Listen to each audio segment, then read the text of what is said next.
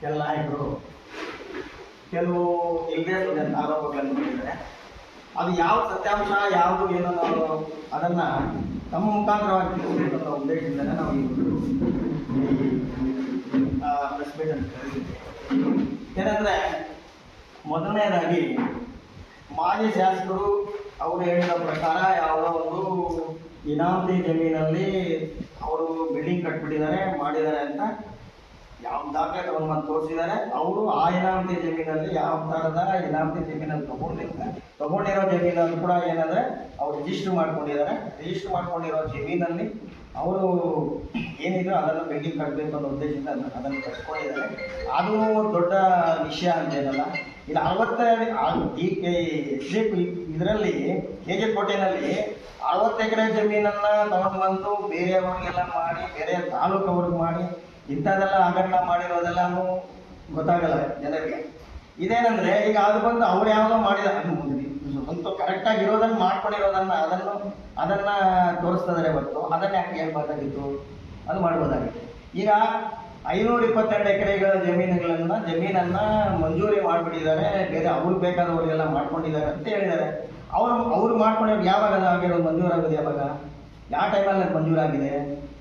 ತಹಸೀಲ್ದಾರರು Sujata madam ಅವರು ಇದ್ದಾಗ, ಇವು ಶಾಸಕರಿದ್ದಾಗ ಆಗಿರೋದು. ರಾಮಕ್ಕ ಅವರಿಗೆ ಸೈನ್ ಹಾಕಿದ್ದಾರೆ, ಅದಕ್ಕೆ ಸೈನ್ ಹಾಕಿದ್ದಾರೆ ಅಂತ ತೋರಿಸ್ತಾರೆ. ಇವರು ರಾಮಕ್ಕ ಅವ್ರ ಟೈಮಲ್ಲಿ ಮಂಜೂರಾಗಿಲ್ಲ, ಅದು ಆಗಿರೋದು ಇವರೇ. ಹೋಗಲಿ, ಅದು ಯಾರಿಗಾದ್ರೂ ಆಗಿದೆಯಾ? ಅದನ್ನು ಬಂದು ಅದು ಆಲ್ರೆಡಿ ಈಗ ಕೋರ್ಟಲ್ಲಿದೆ, ಅವ್ರ ಮೇಲೆ ಕೇಸ್ ನಡೀತಾ ಇದೆ. ಕೇಸ್ ನಡೀತಾ ಇರೋದ್ರಿಂದ ಅದನ್ನು ಇಲ್ಲಿ ತರುವಂಥ ಸ್ಥಿತಿನೇ ಇಲ್ಲ. ಅದು ಆ ಥರ ಇದ್ದಾಗ ಇವರು 7 ವರ್ಷದಿಂದ ಯಾಕೆ ಅದನ್ನು ಮಾಡ್ಕೋಬೋದಾಗಿತ್ತು? ಈಗ 8 ವರ್ಷ ಆಗ್ತಾ ಬಂತು. ಶಾಸಕರು ಅದನ್ನು ತೆಗೆದು ಮಾಡ್ಬೋದಾಗಿತ್ತಲ್ಲ. 8 ವರ್ಷದಿಂದ ನಾವು ಈ ಥರ ಮಾಡಿದ್ದೀವಿ, ಈ ಥರ ಆಗಿದೆ ಅಂತ ಇದನ್ನು ಹೇಳಿ ಮಾಡ್ಬೋದಾಗಿತ್ತು. ಅದೇ ಈಗ DCC ಬ್ಯಾಂಕಲ್ಲಿ 106 ಕೋಟಿ ಹಗರಣ ಆಗಿದೆ. ಆ 106 ಕೋಟಿ ಹಗರಣವನ್ನು ಮುಚ್ಚಿಟ್ಬಿಟ್ಟು ಈಗ 30 ಕೇಸ್ ಆಗಿದೆ DCC ಬ್ಯಾಂಕಲ್ಲಿ. ಇನ್ನೂ ಡೈರೆಕ್ಟರ್ ಆಗಿದ್ರು, ಇದು ಪ್ರೆಸಿಡೆಂಟ್ ಆಗಿದ್ದ. ಆವಾಗ ಅದೆಲ್ಲ ಎಲ್ಲ ಇತ್ತು. ಈಗ ಅವ್ರು ಇದರಲ್ಲಿ ಎಷ್ಟೋ ಜನ 3-4 ಜನ ಪ್ರಾಣ ತೆಗೆದುಕೊಂಡ್ರು. ಗೌನ್ಪಲ್ಲಿನಲ್ಲೊಬ್ಬ ಶ್ರೀನಿವಾಸಪುರ ತಾಲೂಕು ಗೌನ್ಪಲ್ಲಿ ಸೆಕ್ರೆಟರಿ ಈ ಕೇಸಲ್ಲೇ ಹೋಗ್ಬಿಟ್ಟಿದ, ನೇಣು ಹಾಕೊಂಡು ಸತ್ತಾಗಿದ್ದ. ಇವೆಲ್ಲ ಇಷ್ಟೆಲ್ಲ ಹಗರಣ ಇದೆ. ಇದನ್ನೆಲ್ಲ ಮುಚ್ಚಿಟ್ಬಿಟ್ಟಿದ್ದೆ. ಯಾವುದನ್ನೋ ಇಲ್ಲದೆ ಸಂದೇ ಇರೋದನ್ನು ತೊಗೊಂಡು ಬಂದು ಇಲ್ಲಿ ತೋರಿಸುವಂಥ ನೆಸಿಟಿ ಇರಲಿಲ್ಲ.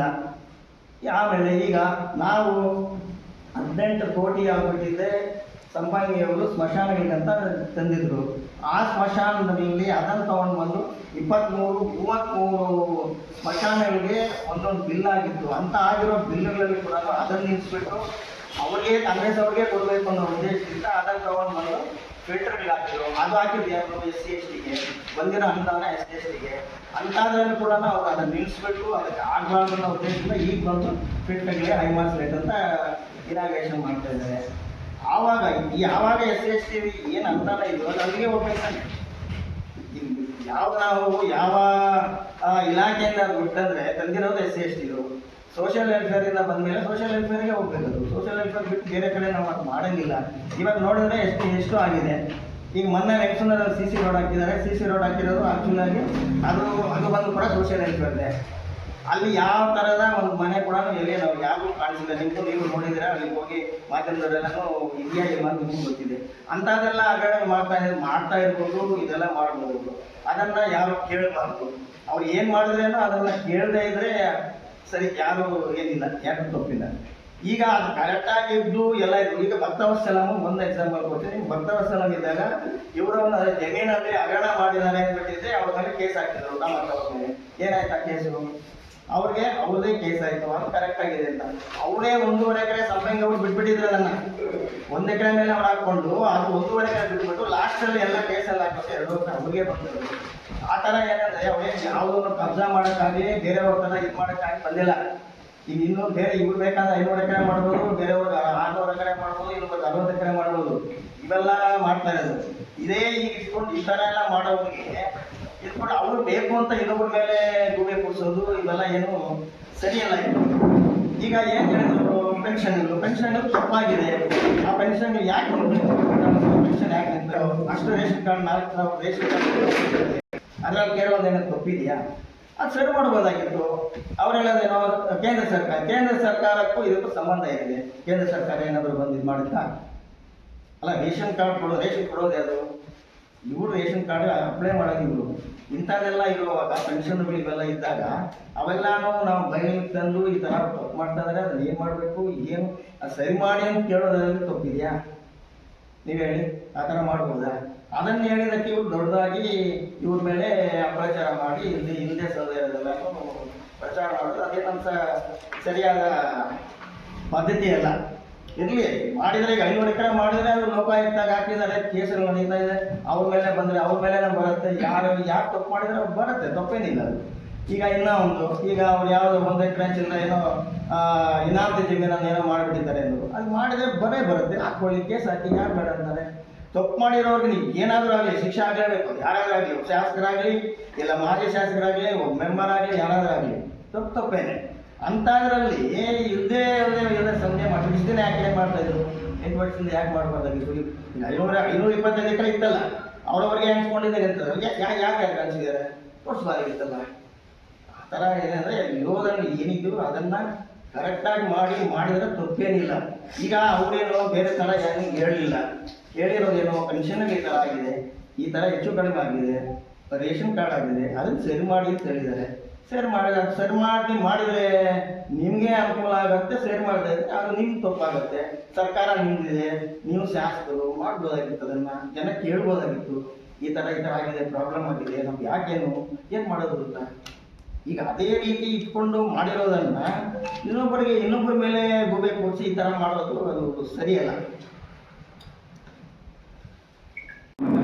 ನಮಸ್ಕರಿಸುತ್ತಾ, ಏನಿವತ್ತು ಭಾರತೀಯ ಜನತಾ ಪಾರ್ಟಿ KGF ಗ್ರಾಮಾಂತರದ ಎಲ್ಲ ನಮ್ಮ ಪದಾಧಿಕಾರಿಗಳನ್ನು ಸುದ್ದಿಗೋಷ್ಠಿ ಕೊಟ್ಟಿದ್ವಿ. ನಿಮಗೆಲ್ಲ ಗೊತ್ತಿರ್ಬೋದು, ನಿನ್ನೆ ನಮ್ಮ ಹಿತೈಷಿಗಳು ನಮ್ಮ ಪಕ್ಷದಿಂದ ಹೋಗಿರ್ತಕ್ಕಂಥ ಒಂದಷ್ಟು ಈಗಿನ ಕಾಂಗ್ರೆಸ್ ಇರ್ತಕ್ಕಂಥ ನಾಯಕರು ಒಂದು ಸುದ್ದಿಗೋಷ್ಠಿಯನ್ನು ಮಾಡ್ತಾರೆ. ಒಂದಷ್ಟು ವಿಷಯಗಳ ಬಗ್ಗೆ ಅವರು ಏನನ್ನೇ ಆರೋಪ ಮಾಡಿದ್ರೆ ಅದ್ರ ಬಗ್ಗೆ ಸ್ಪಷ್ಟವಾಗಿ ನಾವು ಸ್ಪಷ್ಟನೆ ಕೊಡೋದಕ್ಕೆ ಇವತ್ತು ನಮ್ಮ ಸುದ್ದಿಗೋಷ್ಠಿ ಕರೆದಿದ್ದೀವಿ. ನಿಮಗೆಲ್ಲ ಗೊತ್ತಿರ್ಬೋದು, ಏನು 524 ಎಕರೆ ಏನು ಶಾಸಕರು ರಾಮಕ್ಕ ಇದ್ದಾಗ ಇದು ದರ್ಖಾಸ್ತು ಕಮಿಟಿಯಲ್ಲಿ 524 ಎಕರೆಯನ್ನು ಮಂಜೂರು ಮಾಡಿದ್ದಾರೆ ಅಕ್ರಮವಾಗಿ ಅಂತ ಹೇಳ್ತಾ ಇದ್ದಾರೆ. ನಿಮ್ಗೆ ಆಲ್ರೆಡಿ ನಿನ್ನೆ ನಮ್ಮ ಮಾಜಿ ಶಾಸಕರು ಸ್ಪಷ್ಟನೆ ಕೊಡ್ತಾರೆ, ಯಾವುದೇ ರೀತಿಯಲ್ಲಿ ನಮ್ಮ ತಾಯಿಯ ಅವಧಿಯಲ್ಲಿ 1 ಎಕರೆ ಕೂಡ ನಾವು ಯಾರು ಕೂಡ ಮಂಜೂರು ಮಾಡಿಲ್ಲ ಅದನ್ನು ಅಂತ ಹೇಳ್ಬಿಟ್ಟು ಸ್ಪಷ್ಟನೆ ಕೊಟ್ಟಿದ್ದಾರೆ. 524 ಎಕರೆಯಲ್ಲಿ ಯಾವುದೇ ಅಕ್ರಮವಾಗಿದ್ರು ಕೂಡ ಅದನ್ನು ವಾಪಸ್ ಕೊಡಿಬೇಕು ಈ ಶಾಸಕರಿಗೆ ಅಂತ ನಾನು ಆಗ್ರಹ ಮಾಡ್ತಾ ಇದ್ದೀನಿ. ಯಾಕಂತಂದ್ರೆ 524 ಎಕರೆಯಲ್ಲಿ ನೀನೊಬ್ಬರು ವೆಂಕಟಚಲಪತಿ ಅಂತೇಳಿ ಆರೋಪ ಮಾಡ್ತಾ ಇದ್ದೆ. ನಾನು ಒಂದು ಕಮಿಟಿಯಲ್ಲಿ ಮೆಂಬರ್ ಆಗಿದ್ದೆ, ನೀನೊಬ್ಬ ಕಮಿಟಿಯಲ್ಲಿ ಮೆಂಬರ್ ಸ್ವಾಮಿ, ನೀನು ಆ ಕಮಿಟಿಯಲ್ಲಿ ಹೋಗಿ ಆ ಸಭೆಯಲ್ಲಿ ಭಾಗವಹಿಸಿರ್ತೀಯ, ಆ ಸಭೆಯಲ್ಲಿ ಏನೇ ಒಂದಿದ್ರು ಕೂಡ ಮಾತಾಡೋದಕ್ಕೆ ನಿಮ್ಗೆ ಅವಕಾಶ ಇದೆ, ನೀವು ಮಾತಾಡಬೇಕಾಗಿತ್ತು. ಅವತ್ತೇ ನೀವು ಕನ್ಸ್ಬೇಕಾಗಿತ್ತು, ಈ ರೀತಿ ಅಕ್ರಮ ಮಾಡ್ತಾ ಇದ್ದೀರಾ ಅಂತ ಹೇಳ್ಬಿಟ್ಟು ಕೇಳಬೇಕಾಗಿತ್ತು. ಅವತ್ತು ಸುಮ್ಮನೆ ಇದ್ದು 8 ವರ್ಷದ ಆದ ನಂತರ ವೆಂಕಟಚಲಪತಿ ಅವ್ರಿಗೆ ಅದ್ರ ಬಗ್ಗೆ ಆರೋಪ ಮಾಡ್ದ. ನಾವು ಒಂದು ಆರೋಪ ಮಾಡ್ತಾ ಇದ್ದೀವಿ, ವೆಂಕಟಚಲಪತಿ ಅವರು ಇವತ್ತು ಕಾಂಗ್ರೆಸ್ ಸರ್ಕಾರ ಇದೆ, ಅಧಿಕಾರಿಗಳೆಲ್ಲ ಅವ್ರದೇ ಸರ್ಕಾರದ ಅಧಿಕಾರಿಗಳಿದ್ದಾರೆ, ನೀವು ಕೂಡ ಶಾಮೀಲಾಗಿ ನೀವು ಕೂಡ ನಮ್ಮ ರಾಮಕ್ಕನವರ ಸಹಿಯನ್ನು ನಕಲಿ ಮಾಡಿರ್ಬೋದು ಅಂತ ಹೇಳ್ಬಿಟ್ಟು ನಮ್ಗೆ ಆರೋಪ ಇದೆ, ಗಂಭೀರವಾದ ಆರೋಪ ಮಾಡ್ತಾ ಇದೀವಿ. ನಿಮ್ಮ ಮೇಲೆ ನಮ್ಗೆ ಡೌಟ್ ಇದೆ. ಯಾಕಂದ್ರೆ 520 ಎಕರೆಯನ್ನು ಕೂಡ ನೀವು ಶಾಮೀಲಾಗಿದ್ದೀರ ಅಂತ ಹೇಳ್ಬಿಟ್ಟು ಅಧಿಕಾರದಿಗೆ ಅಂತೇಳಿ ನಮಗೆಲ್ಲ ಬಿಜೆಪಿ ಜನತಾ ಪಾರ್ಟಿ ಕಾರ್ಯಕರ್ತರಿಗೆ ಒಂದು ಅನುಮಾನ ಇದೆ. ಇವತ್ತು ನೀವೇನು ಈ ರೀತಿ ಆರೋಪ ಮಾಡಬೇಕಾದ್ರೆ ದಾಖಲೆ ಇಟ್ಕೊಂಡು ಮಾಡಬೇಕು. ಆ ದಾಖಲೆಗಳಲ್ಲಿ ಎಲ್ಲ ಬರೆದಿರ್ತಕ್ಕಂಥದ್ದು ನೀವು ನೋಡಿರ್ಬೋದು, ಮಾಧ್ಯಮದವ್ರಿಗೆಲ್ಲ ಗೊತ್ತಿರ್ಬೋದು. ಈ ಲೋಕಾಯುಕ್ತದ ಆಲ್ರೆಡಿ ಪ್ರಕರಣ ನಡೀತಾ ಇದೆ. ಆ ಲೋಕಾಯುಕ್ತ ಇದ್ದಾಗ ಇದ್ರ ಬಗ್ಗೆ ನಾವು ಯಾರು ಮಾತನಾಡಬಾರ್ದಾಗಿತ್ತು, ಆದ್ರೂ ಕೂಡ ಮಾತನಾಡಿದ್ರೆ ಸ್ಪಷ್ಟನೆ ಕೊಡ್ತಾ ಇದೀವಿ. ಲೋಕಾಯುಕ್ತ ಅಧಿಕಾರಿಗಳು ನಮ್ಮ ರಾಮಕ್ಕನವರು ಶಾಸಕರಾಗಿರ್ತಕ್ಕಂಥ ಅವಧಿಯಲ್ಲಿ ಅವ್ರನ್ನ ಕರೆದು ಲೋಕಾಯುಕ್ತದಲ್ಲಿ ತನಿಖೆ ಮಾಡ್ತಾರೆ, ಅವ್ರನ್ನ ಸ್ಪಷ್ಟನೆ ಕೊಡ್ತಾರೆ. ಅವ್ರು ಹೇಳ್ತಾರೆ ಯಾವುದೇ ರೀತಿ ನನಗೂ 520 ಎಕರೆ ಸಂಬಂಧ ಇಲ್ಲ, ನಂದು ಸಹಿ ಅಲ್ಲ ಅಂತ ಹೇಳಿದ್ದಾರೆ. ಅದಾದ ನಂತರ ಒಂದು 15 ಜನ ಅಧಿಕಾರಿಗಳು ಇದ್ರ ಬಗ್ಗೆ ನಕಲಿ ಮಾಡಿದಂತ ಹೇಳಿ ತನಿಖೆ ಆಗ್ತದೆ, ಅವ್ರಿಗೆ ಶಿಕ್ಷೆ ಆಗುತ್ತೆ. ಅದನ್ನ ಕಾನೂನು ಅವ್ರು ನೋಡ್ತಾರೆ, ಅದನ್ನ ಮಾತನಾಡಬಾರ್ದಾಗಿತ್ತು, ಅವ್ರು ಮಾತನಾಡಿದ್ದಾರೆ. ಇನ್ನೊಂದು ವಿಷಯ, 60 ಎಕರೆ ನಮ್ಮ ಮಾಜಿ ಶಾಸಕರು ಮಾಧ್ಯಮದನ್ನೆಲ್ಲ ಕರ್ಕೊಂಡೋಗಿ ಎಲ್ಲ ಇರ್ತಕ್ಕಂಥ ಸಾಕ್ಷಿ ನೀವಿದ್ದೀರಾ, ತಗೊಂಡೋಗಿ ಅಲ್ಲೇ ಜಾಗದಲ್ಲಿ ಏನು 60 ಎಕರೆ ಜಾಗವನ್ನು ಯಾರಿಗೆ ಮಂಜೂರು ಮಾಡಿದ್ರೆ ಇಂಥ ದಾಖಲೆ ಇಟ್ಕೊಂಡು ಮಾತನಾಡೋದು. ಯಾರು ಸ್ವಾಮಿ?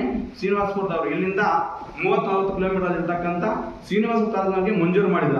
98-99 ಮಾಡಿದಂತೆಲ್ಲ 98-99 ಇಷ್ಟು ವರ್ಷ ಬೇಕಾಗಿತ್ತ ಸಾಗುವಳಿ ಅದನ್ನು ಪಾನಿ ಮಾಡ್ಕೊಳೋದಕ್ಕೆ ಅಂತೇಳಿ ನಾನು ಕ್ವಶನ್ ಮಾಡ್ತಾ ಇದ್ದೆ. ಇಷ್ಟು ವರ್ಷ ಬೇಕಾಗಿತ್ತಾ ನಿಮ್ ಪಾನಿ ಮಾಡೋದಕ್ಕೆ? ಯಾಕೆ 98-99 2000 ಅವತ್ತೇ ಮಾಡ್ಕೋಬೋದಾಗಿತ್ತಲ್ವಾ ಅವ್ರ ಹೆಸರಿಗೆ ಪಾನಿನ? 60 ಎಕರೆಯನ್ನು ಅಕ್ರಮವಾಗಿ ಮಾಡಿದ್ದಾರೆ. ಅಧಿಕಾರಿಗಳು ಮಾಡಿದರು, ಶಾಸಕರು ಮಾಡಿದ್ರು, ನಮ್ಗೆ ಗೊತ್ತಿಲ್ಲ. ತನಿಖೆ ಆಗ್ಬೇಕು. ಆ 60 ಎಕರೆ ಬೇರೆ ತಾಲೂಕುಗಳಿಗೆ ಏನು ಮಂಜೂರಾಗಿದೆ ಅದನ್ನು ವಾಪಸ್ ಕೊಡೋದು. ನಿಮ್ಮ ಕಾಂಗ್ರೆಸ್ನ ಕಾರ್ಯಕರ್ತರಿಗೆ ಮಾಡಿ ನಮಗೆ ಖುಷಿ ಆಗುತ್ತೆ, ಯಾಕಂದ್ರೆ ನಿಮ್ಮ ಜೊತೆ ಇರ್ತಕ್ಕಂಥ ಕಾರ್ಯಕರ್ತರಿಗೆ ಮಂಜೂರು ಮಾಡಿ, ಅಥವಾ ಬಿಜೆಪಿ ಕಾರ್ಯಕರ್ತರಿಗೆ ಮಾಡಿ. ಇಲ್ಲ, ಸಾರ್ವಜನಿಕರು ಬಡವರು ಯಾರೂ ಇಲ್ಲ, ಇವತ್ತು ಜಮೀನು ಇರ್ತಂತ ಗುರುಸಿ ಅವ್ರಿಗೆ 60 ಎಕರೆ ಕೊಡಿ, ನಾವು ನಿಮಗೆ ಸ್ವಾಗತ ಮಾಡ್ತೀವಿ, ನಿಮ್ಗೆ ಅಭಿನಂದನೆ ಸಲ್ಲಿಸ್ತೀನಿ ಶಾಸಕರಿಗೆ ಅಂತೇಳಿ ನಾನು ಸ್ಪಷ್ಟನೆ ಮಾಡ್ತಾ ಇದ್ದೀನಿ. ಮತ್ತೆ ಇನ್ನೊಂದು ವಿಷಯ ಅಂದರೆ, ಇಡೀ KGF ವಿಧಾನಸಭಾ ಕ್ಷೇತ್ರದಲ್ಲಿ ಮಾಧ್ಯಮದಲ್ಲಿ KGF ನಿಮ್ಮನ್ನೆಲ್ಲ ಕರೆಸಿ ಕೂಡ ಒಂದು ಪತ್ರಿಕಾಗೋಷ್ಠಿ ಮಾಡ್ತಾರೆ. ಏನು ಅಂತಂದ್ರೆ KGF ತಾಲೂಕಿನಲ್ಲಿ 4,000 ರೇಷನ್ ಕಾರ್ಡ್ ರದ್ದು ಮಾಡಿದ್ದಾರೆ ಅಂತ ಹೇಳ್ಬಿಟ್ಟು ಹೇಳ್ತಾರೆ. 14,500 ಜನಕ್ಕೆ ಪೆನ್ಷನ್ ಏನು ಬರ್ತಾ ಇತ್ತು ಬಡವರಿಗೆ ಅದನ್ನ ಕಡಿತ ಮಾಡಿದ್ದಾರೆ ಅಂತ ಹೇಳ್ಬಿಟ್ಟು ಇದು ದಾಖಲೆ ಸಮೇತ ತಗೊಬಂದು ನಿಮಗೆ ಸ್ಪಷ್ಟನೆ ಮಾಡಿದ ಒಂದಷ್ಟು ನೇಮ್ಸ್ ಕೂಡ ನಿಮ್ಮ ಮುಂದೆ ಅವತ್ತು ನಮ್ಮ ಮಾಜಿ ಶಾಸಕರು ಸ್ಪಷ್ಟನೆ ಕೊಡ್ತಾರೆ. 14,500 ಜನ ನೀವು ಅಲ್ಲಿಗೆ ಹೋಗಿ ಸ್ವಾಮಿ, ಯಾಕಂತಂದ್ರೆ ನಾವು ಮಾಧ್ಯಮ ಮುಖಾಂತರ ಹೇಳ್ಕೊಂಡು ಮಾಧ್ಯಮದವ್ರಿಗೆ ಒಂದು ವಿನಂತಿ ಮಾಡ್ತೀನಿ, ಅಲ್ಲಿಗೆ ಹೋಗಿ ಕೇಳಿ. ಯಾಕಂತಂದ್ರೆ ರೇಷನ್ ಕಾರ್ಡ್ ಆಗಿರ್ಬೋದು, ಪೆನ್ಷನ್ ಆಗಿರ್ಬೋದು, ಇವತ್ತು 3-4 ತಿಂಗಳಿಂದ ಬರ್ತಾ ಇಲ್ಲ. ರೇಷನ್ ಕಾರ್ಡು ನನ್ನ ಗ್ರಾಮದಲ್ಲಿ ಕೂಡ ಸುಮಾರು 10 ಜನಕ್ಕೆ ರೇಷನ್ ಕಾರ್ಡ್ ಇಲ್ಲ. ಅದು 4 ವರ್ಷದ ಈ ಸಮಸ್ಯೆ ಇದೆ. ಹೋದ್ರೂ ಕೂಡ ಇನ್ನೂ ಸರ್ಕಾರ ಬಿಟ್ಟಿಲ್ಲ, ಹೊಸ ಕಾರ್ಡ್ ಮಾಡಕ್ಕೆ ಬಿಟ್ಟಿಲ್ಲ ಅಂತ ಹೇಳ್ತಾರೆ. ಇವ್ರು ಹೇಳ್ತಾರೆ ಕಾಂಗ್ರೆಸ್ ಸರ್ಕಾರ. ನನ್ನೆ ನಮ್ಮ ದುರ್ಗನ ನಮ್ಮ ಪಕ್ಷದ ಹಿತೈಷಿಗಳವರು ತುಂಬಾ ಅಭಿಮಾನ ಇಟ್ಕೊಂಡಿದೆ ಅವ್ರ ಮೇಲೆ. ನನ್ನ ಆರೋಪ ಮಾಡ್ತಾರೆ, ಶಾಸಕರಿಗೂ ರೇಷನ್ ಕಾರ್ಡ್ಗೂ ಪೆನ್ಷನ್ಗೂ ಸಂಬಂಧ ಇಲ್ಲ ಅಂತ ಹೇಳ್ತಾರೆ. ಈ ಕ್ಷೇತ್ರದ ಒಬ್ಬ ಶಾಸಕರು 2 ಲಕ್ಷ ಜನಕ್ಕೂ ಕೂಡ ಒಬ್ಬ ಶಾಸಕರಾಗಿದ್ದಾರೆ. ಏನೇ ಒಂದು ಸಮಸ್ಯೆ ಬಂದರೂ ಕೂಡ ಕೂಲಂಕುಷವಾಗಿ ತನಿಖೆ ಮಾಡಬೇಕು, ಜನರಿಗೆ ಅದನ್ನ ಪರಿಹಾರ ಮಾಡುವಂಥ ಕೆಲಸ ನೀವು ಮಾಡಬೇಕಾಗಿತ್ತು, ನೀವು ಮಾಡಿಲ್ಲ. ನಿಮ್ಮ ಮುಂದೆನೇ ಹಲವಾರು ಜನ ನಮ್ಮ KGF ಇರ್ತಕ್ಕಂಥ ತಾಯಂದ್ರು ಬಂದು ನಿಮ್ಮ ಮುಂದೆ ನಿಮ್ಮ ನೋವನ್ನು ಅವ್ರು ವ್ಯಕ್ತಪಡಿಸ್ತಾರೆ. ನೀವು ಹೇಳ್ತಾರೆ ಅದು ಸರ್ಕಾರ ಮಾಡಿದೆ ಅಂತ ಹೇಳ್ತಾರೆ. 32 ಅದಕ್ಕಿಂತ ಆದಾಯ ಹೆಚ್ಚಿದ್ರೆ ಯಾರು ಕೂಡ ಕೊಡೋದು ಅಂತ ಹೇಳ್ತಾರೆ. ಒಂದೇ ಒಂದು ಉದಾಹರಣೆ ಕೊಡ್ತೀನಿ. ಇವತ್ತು ಕೇಂದ್ರ ಸರ್ಕಾರ, ರಾಜ್ಯ ಸರ್ಕಾರ NRJಯಲ್ಲಿ ಇವತ್ತು ದಿನಕ್ಕೆ 380 ರೂಪಾಯಿ ಕೂಲಿ ಕೊಡ್ತಾರೆ. 380 ರೂಪಾಯಿ ಕೂಲಿ ಕೊಟ್ಟರೆ ವರ್ಷಕ್ಕೆ ಎಷ್ಟಾಯ್ತು ಅಂತ ಆಲೋಚನೆ ಮಾಡಿ. ಯಾಕೆ ಸ್ವಾಮಿ ಆದಾಯ ಹೆಚ್ಚು ಮಾಡಬಾರ್ದು? 1,20,000, 2 ಲಕ್ಷ, 3 ಲಕ್ಷ ಬೇರೆ ಬೇರೆ ರಾಜ್ಯಗಳಲ್ಲಿ ಕೊಡ್ತಾರೆ. ಕರ್ನಾಟಕ ರಾಜ್ಯದಲ್ಲಿ ಯಾಕೆ ಇದನ್ನು ಕಡಿತ ಮಾಡಿದ್ರು ಅಂತ ನಾನು ಕ್ವಶನ್ ಮಾಡ್ತೀನಿ.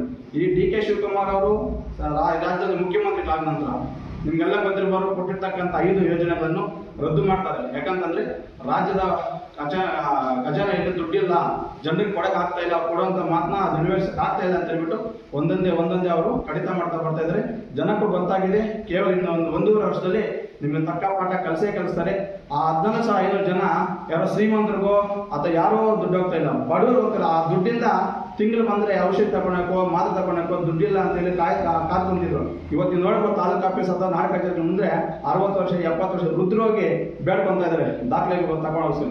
ಇವೆಲ್ಲ ಯಾರು ಮಾಡಿದ್ದು? ಕಾಂಗ್ರೆಸ್ ಸರ್ಕಾರ. ಕಾಂಗ್ರೆಸ್ ಸರ್ಕಾರ ಯಾರು? ಶಾಸಕರು ಸಂಬಂಧಪಟ್ಟಿದ್ದ ಸರ್ಕಾರ ಅಲ್ವಾ? ಆ ಶಾಸಕರು ಮಾಡಬೇಕಾಗಿತ್ತು. ಅದನ್ನ ನಮ್ಮ ಮಾಜಿ ಶಾಸಕರು ದಾಖಲೆ ಸಮೇತ ಇಟ್ಕೊಂಡ್ಬಂದು ನಿಮ್ಮ ಹತ್ರ ಸುದ್ದಿಗೋಷ್ಠಿ ಮಾಡೋದಕ್ಕೆ ಇವರು ಶಾಸಕರ ಮೇಲೆ ಒಂದಲ್ಲ ಆರೋಪ ಮಾಡ್ತಿಲ್ಲ. ಸ್ಪಷ್ಟವಾಗಿ ಹೇಳಿದ್ದಾರೆ, ಯಾರೇ ತಪ್ಪು ಮಾಡಿದ್ರು ಕೂಡ ಕಾನೂನಲ್ಲಿ ನ್ಯಾಯ ಅವ್ರಿಗೆ ಶಿಕ್ಷೆ ಕೊಡೋದಕ್ಕೆ ಒಳಪಡಿಸೋದಕ್ಕೆ ರೆಡಿ ಇದ್ದಾರೆ. ನಾನು ಕೂಡ ಅಷ್ಟೇ, ನಾನು ತಪ್ಪು ಮಾಡಿದ್ರೆ ನಾನು ಜಮೀನು ಕಿತ್ಕೊಂಡ್ಲಿ, ನಾನು ತಗೊಳ್ಳಿ ಅಂತ ಹೇಳಿದ್ದಾರೆ. ಸ್ಪಷ್ಟವಾಗಿ ಹೇಳಿದ್ದಾರೆ. ತೋಟಿ ನಾಮತೆ ಅಂತ ಹೇಳಿದ್ದಾರೆ. ಪಾಪ ಬ್ಲಾಕ್ ಕಾಂಗ್ರೆಸ್ ಅಧ್ಯಕ್ಷರು ಮಾತಾಡಕ್ಕೆ ಏನು ವಿಷಯ ಸಿಗ್ತಾ ಇಲ್ಲ. ಸ್ವಾಮಿ ಅಲ್ಲಿಗೆ ಭೇಟಿ ಕೊಡಿ, ಸ್ವಲ್ಪ ಅಲ್ಲಿ ರಸ್ತೆಗಳು ನೋಡಿ, ಎಲ್ಲ ಗುಡಿಗಳು ಬಿದ್ದೋಗಿದೆ, ರೋಡ್ ರಸ್ತೆಗಳು ಅಭಿವೃದ್ಧಿ ಆಗ್ತಾ ಇಲ್ಲ. ಕುಡಿಯೋಕ್ಕೆ ಏನಿವತ್ತು ನೀವು ಹಳ್ಳಿಗಳಲ್ಲಿ ಏನು ಇವತ್ತು ಫಿಲ್ಟರ್ಗಳು ಮಾಡ್ತಾ ಇದ್ರು, ಅವೆಲ್ಲ ಸುಮಾರು ಹಳ್ಳಿಗಳಲ್ಲಿ ಕೆಲಸ ಮಾಡ್ತಾ ಇಲ್ಲ. ಅವನ್ನ ಸರಿಪಡಿಸಿ ಫಸ್ಟ್ ಬ್ಲಾಕ್ ಕಾಂಗ್ರೆಸ್ ಅಧ್ಯಕ್ಷರೇ ಅಲ್ಲಿಗೂ ಭೇಟಿ ಕೊಡಿ. ನೀವು ಅಲ್ಲಿ ಭೇಟಿ ಕೊಟ್ಟು ಅಲ್ಲಿ ಸಮಸ್ಯೆ ಮೂಲ ಸಮಸ್ಯೆ ತಗೊಬನ್ನಿ. ಅಲ್ಲಿಗೆ ರಸ್ತೆಗಳಿದೆ ಸರಿಯಾಗಿ. ಆಲ್ರೆಡಿ ನಾನು ಕೂಡ ಅದ್ರ ಬಗ್ಗೆ ಸುದ್ದಿಗೋಷ್ಠಿ ಮಾಡಿದೆ. ಅಲ್ಲಿಗಳಲ್ಲಿ 6 ತಿಂಗಳಾಯ್ತು ಶ್ರೀನಿವಾಸಪುರ ನನ್ನ ಪಂಚಾಯತಿಯಲ್ಲಿ ಶ್ರೀನಿವಾಸಪುರದಿಂದ ತಾಜಾನೂರು ಗ್ರಾಮಕ್ಕೆ ದುಡ್ಲಿ ಪೂಜೆ ಮಾಡಿ 6 ತಿಂಗಳಾಯ್ತು. ಎಲ್ಲಿ ಸ್ವಾಮಿ ಇವತ್ತು ನಿಮ್ಮ ಕಾಮಗಾರಿ ಎಲ್ಲ ಹೋಗ್ತಾ ಇದೆ? ಏನಾಯ್ತು? ದುಡ್ಡು ಎಲ್ಲ ಮಂಜೂರಾಗಿದೆ. ಅವತ್ತು ಹೇಳಿದ್ರು ಇಷ್ಟು ಕೋಟಿ ಆಗಿದೆ, ಅಷ್ಟು. ಇವತ್ತು ಏನಾಯ್ತು ಅಂತ ನಾನು ಸ್ವಲ್ಪ ಸ್ಪಷ್ಟನೆ ಕೊಡ್ಬೇಕಾಗುತ್ತಲ್ವಾ? ಬ್ಲಾಕ್ ಕಾಂಗ್ರೆಸ್ ಅಧ್ಯಕ್ಷರು ನಮ್ಮ ಮಾಜಿ ಶಾಸಕರ ಮೇಲೆ ಆರೋಪ ಮಾಡ್ತಾ ಇದ್ರ. ತೋಟ ಸಂಪಂಗಿಯರು ಬಂದೇನು ಅಕ್ರಮ ಮಾಡ್ಕೊಂಡಿಲ್ಲ. ಅವರು ಕೂಡ ದುಡ್ಡು ಕೊಟ್ಟು ಅಲ್ಲಿ ಬೇರೆಯವ್ರ ಕಡೆ ತಗೊಂಡಿರೋದೆ. ಕಾನೂನು ಬದ್ಧ ತನಿಖೆ ಆಗಲಿ. ಸರ್ಕಾರಕ್ಕೆ ಬಿಟ್ಕೊಡಕ್ಕೆ ರೆಡಿ ಇದ್ದಾರೆ. ಅವ್ರನ್ನ ಸ್ಪಷ್ಟನೆ ಕೊಟ್ಟರು. ನಂದಲ್ಲ ಸರ್ಕಾರದ ಅಂತಂದ್ರೆ ನಾನು ಕೊಡಕ್ಕೆ ರೆಡಿ ಇದ್ದೀನಿ ಅಂದ್ರೆ ಯಾಕೆ ಸುಮ್ಮನೆ ಆರೋಪ ಮಾಡ್ತೀರಾ? ಹಲವಾರು ವಿಷಯಗಳ ಬಗ್ಗೆ ನೀವು ಇನ್ನೂ ಅಭಿವೃದ್ಧಿ ಮಾಡೋದ್ರ ಬಗ್ಗೆ ಇದೆ. ಶಾಸಕರಿಗೆ ಒಂದು ಒಳ್ಳೆ ಮಾರ್ಗದರ್ಶನ ಕೊಡಿ ನೀವು. ಯಾಕಂತಂದ್ರೆ ಶಾಸಕರು ನಾವು ಅವ್ರ ಕೆಲಸಕ್ಕೆ ನಾವು ಟೀಕೆ ಮಾಡ್ತಾ ಇಲ್ಲ.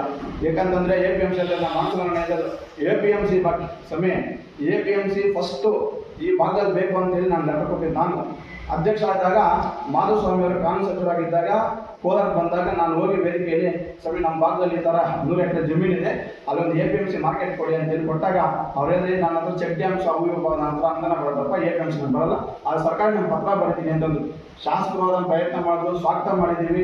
ಯಾಕಂದ್ರೆ ನೂರಾರು ಜನಕ್ಕೆ ಅಲ್ಲಿ APMC ಮಾರ್ಕೆಟ್ ಆಗಿದೆ. ಅದು ಯಾರ ಅವಧಿಯಲ್ಲಿ ಆಗಿದ್ದು? ಬಿಜೆಪಿ ಸರ್ಕಾರ ಆದೇಶ ಮಾಡಿದ್ದು, ಮಂಜೂರು ಮಾಡಿದ APMC ಮಾರ್ಕೆಟ್ ನಾವು ಸ್ವಾಗತ ಮಾಡ್ತೀವಿ. ನಾವ್ಯಾರು ವಿರೋಧ ಮಾಡಿಲ್ಲ. ಆದ್ರೂ ಕೂಡ ಅವ್ರ ಮನಸ್ಸಾಕ್ಷಿ ಅವ್ರಿಗೆ ಗೊತ್ತಿದೆ, ರಾಮಚಂದ್ರನಿಗೂ ಗೊತ್ತಿದೆ, ಎಲ್ರಿಗೂ ಗೊತ್ತಿದೆ. ಅಕ್ರಮವಾಗಿ ಅಲ್ಲಿ ಗಣಿಗಾರಿಕೆ ಹೋಗಿಲ್ವಾ, ರಾತ್ರೋರಾತ್ರಿಯಲ್ಲಿ ಹೋಗಿಲ್ವಾ, ಎಲ್ರಿಗೂ ಗೊತ್ತಿದೆ. ಆದ್ರೆ ಬಿಜೆಪಿ ಅಡ್ಡಿ ಮಾಡ್ತಾರೆ, ನಮಗೆ ಈ ಪ್ರಾಬ್ಲಮ್ ಸಮಸ್ಯೆ ಮಾಡ್ತಾರೆ. ಸಂಪಂಗಿ ಅವರು ನಮ್ಮ ಶಾಸಕರು, ಮಾಜಿ ಶಾಸಕರು ಒಂದು ದಿನ ಕೂಡ APMC ಬಗ್ಗೆ ಎಲ್ಲೂ ಕೂಡ ಮಾತನಾಡಿಲ್ಲ. ಯಾಕಂತಂದ್ರೆ ನಿಮ್ಮ ಮಾಧ್ಯಮದವ್ರು ಗೊತ್ತಿದೆ, ಯಾರಲ್ಲೂ ಕೂಡ ಮಾತನಾಡಿಲ್ಲ. ಮುಂದೆ ಅವರೆಲ್ಲ ನೆನ್ನೆ ಹೇಳಿದ್ರು, ಇದು ದಾಖಲೆ ಸಮೇತ ನಾನು ಬಂದು ಮಾತಾಡ್ತೀನಿ. ಇಷ್ಟು ದಿನ APMC ಬಗ್ಗೆ ಮಾತಾಡಿಲ್ಲ, ಅಲ್ಲಿ ಆಗಿರ್ತಕ್ಕಂಥ ಅಕ್ರಮಗಳ ಬಗ್ಗೆ ನಾನು ದಾಖಲೆ ತಗೋಬಂದ್ರೆ ಮುಂದಿನ ದಿನದಲ್ಲಿ ಮಾತನಾಡ್ತೀನಿ ಅಂತ ಹೇಳಿ ನಿಮಗೆ ನೆನ್ನೆ ತಿಳಿಸ್ಕೊಟ್ಟಿದ್ದಾರೆ. ಅದ್ರ ಬಗ್ಗೆ ನಮ್ಮ ನಾಯಕರು ಮಾತನಾಡೋದಿದೆ. ಅಲ್ಲಿ ಏನೇನು ಅಕ್ರಮ ನಡೀತಿದೆ ಅದ್ರ ಬಗ್ಗೆ ಎಲ್ಲ ಸಂಕ್ಷಿಪ್ತವಾಗಿ ಅವರು ಮುಂದಿನ ದಿನ ತಿಳಿಸ್ಕೊಡ್ತಾರೆ. ಇಷ್ಟ ಆಗತ್ತೆ. ನಿಮಗೆಲ್ಲ ಗೊತ್ತಿರ್ಬೋದು, ನೆನ್ನೆ ಇವತ್ತು ರಾಜ್ಯದಲ್ಲಿ ನಮಗೊಂದು ಆದೇಶ ಬರ್ತೇನೆ ಅಂತಂದ್ರೆ 18,97,000 ಇಡೀ ರಾಜ್ಯದಲ್ಲಿ ಪೆನ್ಷನ್ ಅನ್ನು ಕಡಿತ ಮಾಡ್ತಕ್ಕಂಥದ್ದು. ಯಾಕಂತಂದ್ರೆ ನಿಮ್ಮ ಹತ್ರ ದುಡ್ಡಿಲ್ಲ, ಯೋಜನೆ ಅಭಿವೃದ್ಧಿ ಮಾಡೋಕ್ಕಾಗ್ತಾ ಇಲ್ಲ ನಿಮ್ಮ ಕೈಲಿ, ಇವೆಲ್ಲವನ್ನು ಇಟ್ಕೊಂಡು ಜನರ ಮೇಲೆ ನೀವು ಗೂಬೆ ಕೊಡಿಸ್ತಾ ಇದ್ದೀರಾ.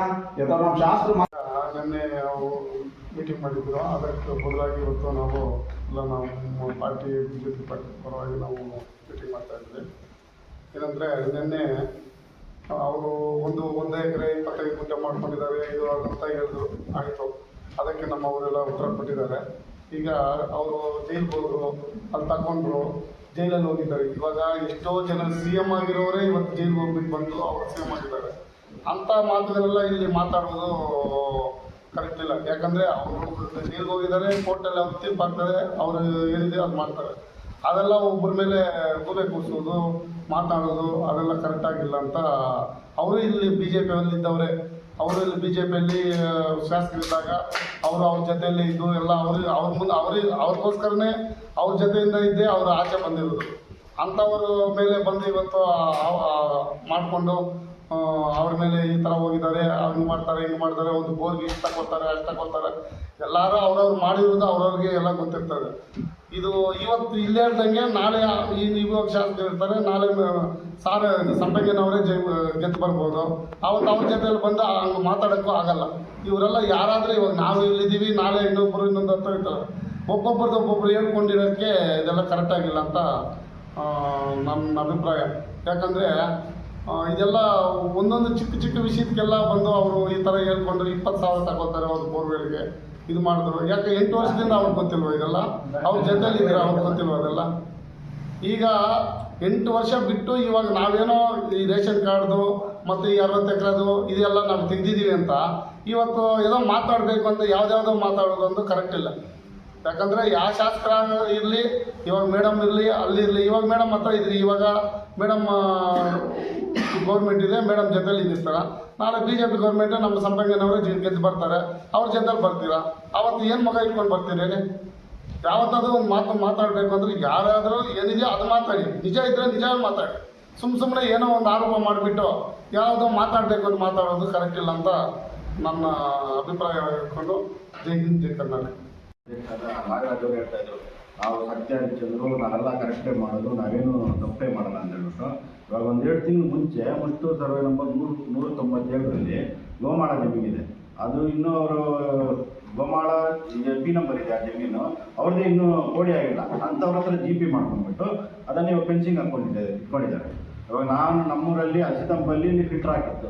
ಆ ಫಿಲ್ಟ್ರನ್ನು ಮಾಡ್ಸೋಕ್ಕೆ ಆ ಕಾಂಟ್ರಾಕ್ಟ್ಗೆ ಫೋನ್ ಮಾಡಿ ಬೆದರಿಸ್ತಾ ಇದ್ರು, ಇದು ನಮ್ಮ ಜಮೀನು, ನೀನು ಹಾಕಬಾರ್ದು ಅಂತೇಳಿ ಸುಮಾರು 2 ತಿಂಗಳು ಡಿಲೇ ಮಾಡಿದ್ಮೇಲೆ ಮತ್ತೆ MLA PAನೇ ಅವ್ರು ಬೈದು ಮತ್ತೆ ಮಾಡ್ತಿದ್ರು. ಮತ್ತು ಅದನ್ನೇ ಆ ಜಾಗದಲ್ಲಿ ಸ್ವಲ್ಪ ನಾವು ಊರಲ್ಲೆಲ್ಲ ತಿಪ್ಪೆ ಗುಡ್ಡೆ ಹಾಕ್ಕೊಂಡಿದ್ರು, ಅದನ್ನೆಲ್ಲ ತೆರವು ಮಾಡಿ ನನ್ನೆಲ್ಲ ಕ್ಲೀನ್ ಮಾಡಿಸಿದ್ಮೇಲೆ ನನ್ನ ಮೇಲೆ ಪೊಲೀಸ್ ಸ್ಟೇಷನ್ಗೆ ಕಂಪ್ಲೇಂಟ್ ಕೊಟ್ಟರು, ಮಂಜು ಈ ಥರ ಅಕ್ರಮವಾಗಿ ಮಾಡಿದ್ದಾರೆ ಅಂತ. ಇದು ಶಾಸಕರ ಹೆಸರು ಹೇಳ್ಕೊಂಡು ನೀವು ಈ ಥರ ಎಲ್ಲ ಮಾಡ್ತಾ ಇದ್ದೀರಲ್ಲ, ನೀವೇನು ಸತ್ಯ ಹರಿಶ್ಚಂದ್ರ ಯಾರೋ ಯಾವುದೋ ಒಂದು ಆರೋಪ ಮಾಡ್ತಾ ಇದ್ದಾರೆ. ಆರೋಪ ಮಾಡೋಕ್ಕೆ ಮುಂಚೆ ನೀವು ಎಷ್ಟು ಕರೆಕ್ಟ್ ಆಗಿದ್ದೀರಾ ಅದನ್ನು ತಿಳ್ಕೋಬೇಕು. ಯಾರೋ ಒಬ್ಬರು ಹೆಸರು ಹೇಳ್ಕೊಬಿಟ್ಟು MLA ಹೆಸರು ಹೇಳ್ಕೊಬಿಟ್ಟು ಇನ್ನೊಬ್ರು ಹೆಸರು ಹೇಳ್ಕೊಬಿಟ್ಟು ಈ ಥರ ಎಲ್ಲ ಮಾಡ್ತಾ ಇದ್ರಲ್ಲ, ನಿಮ್ಗೇನು ಗೊತ್ತಾಗಲ್ಲ. ಇದು ಜನ ಎಲ್ಲ ನೋಡ್ತಾ ಇದ್ದಾರೆ ಏನಾಗ್ತಾ ಇದೆ ಏನು ಅಂತ. ಇದೇ ನಾಗರಾಜ್ ಅವರು ಪೊಲೀಸರು ಕರ್ಕೊಂಡ್ಬಂದು ನನ್ನ ಮೇಲೆ ಕಂಪ್ಲೇಂಟ್ ಕೊಟ್ಟರು, ನೋಡು ಈ ಥರ ನಮ್ಮ ಜಮೀನಲ್ಲಿ ಅಕ್ರಮವಾಗಿ ಮಾಡಿದ್ದಾರೆ ಅಂತ ಹೇಳ್ಬಿಟ್ಟು. ಮತ್ತೆ ಅದ್ರ ಪೊಲೀಸವ್ರಿಗೆ ನಾನು ಅವಾಗ ಪೊಲೀಸವ್ರಿಗೆ ಹೇಳಿದೆ, ಆಯ್ತಪ್ಪ ಅವ್ರಿಗೆ ಆಗಿದೆಯಲ್ಲ GP ಆಗಿ P ನಂಬರ್ ಇರೋ ಫಸ್ಟ್ ಅವ್ರಿಗೆ ಇಳುವಳಿ ಆಗಲಿ, ಅವ್ರಿಗೆ ಪಾಣಿ ಬರಲಿ, ಆಮೇಲೆ ನೀವು ರಿಜಿಸ್ಟರ್ ಮಾಡ್ಕೊಂಡು ನೀವು ಬನ್ನಿ ಅಂತ. ಇವಾಗ ಅವ್ರ ಹೆಸರಿಗೆ ಆಗಿಲ್ಲ, ಅದನ್ನು ನೀವು GP ಮಾಡ್ಕೊಂಡು ಬಂದು ಫೆನ್ಸಿಂಗ್ ಹಾಕ್ಕೊಂಡಿದ್ದಾರೆ ಮುಸ್ಟೂರಲ್ಲಿ 197 ಸರ್ವೆ ನಂಬರಲ್ಲಿ.